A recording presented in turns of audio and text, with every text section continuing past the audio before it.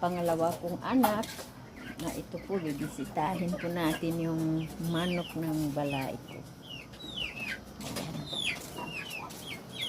Yan po guys, oh.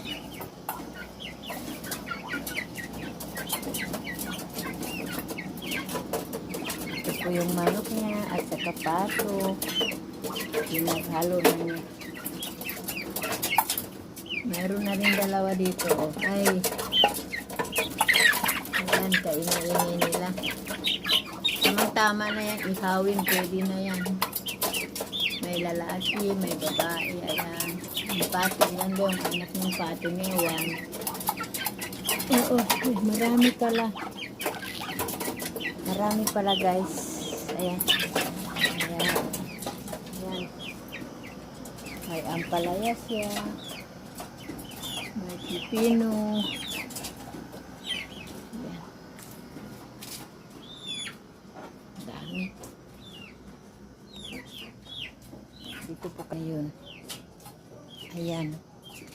Mga tanim ng bulaklak. Ayan. Dito po yung sala nila.